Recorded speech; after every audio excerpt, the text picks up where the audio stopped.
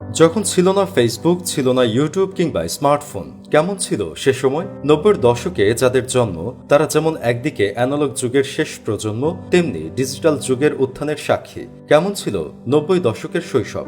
1 টাকাকে 4 ভাগের 1 ভাগ করলে হতো 25 পয়সা, যাকে আমরা বলতাম 4 আনা। এই 4 আনায় পাওয়া যেত নাবিস্কো লজেন্স। রং বেরঙের কাগজে মোড়ানো এই লজেন্সে যেন ছিল সেই যুগের শিশুদের আনন্দের উৎসব। শুধু লজেন্স নয়, পাওয়া যেত কালার গাম নামের লম্বা এক ধরনের চুইংগাম। বেশ কিছুক্ষণ চাবালেই ম্যাজিকের মতো সাদা চুইংগাম হয়ে যেত গোলাপি। এছাড়াও ভাঙা প্লাস্টিক বোতল বা লোহা লক্কর দিয়ে পাওয়া যেত হাওয়াই মিঠাই বা কটকটি।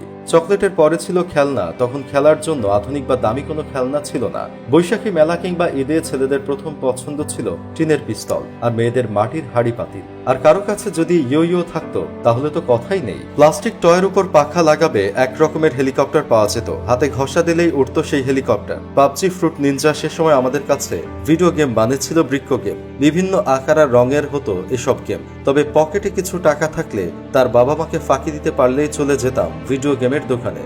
মোস্তফা, 597 বা মারি 1 টাকার কয়েনেই বাজিমাত। তখন ছিল না অনলাইন রাইটিং। 1 কয়েনে মুস্তফার ডাবল ড্রাগন বস মারতে পারলেই এলাকায় হইচই শুরু হয়ে যেত। তখন বাড়ির পাশে ছিল না খেলার জায়গার অভাব, আর বিকেল হলেই শুরু হতো হই হুল্লোড় করে খেলা। কানামাছি, লুকোচুরি, ছোঁয়াছুঁই কিংবা ফুলটোকা।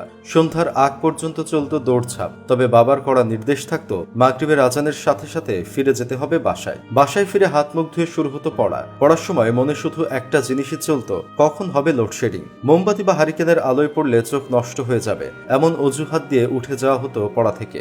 বিদ্যুৎ আসতে আসতে পড়ার সময়ও শেষ এবং পড়াও শেষ।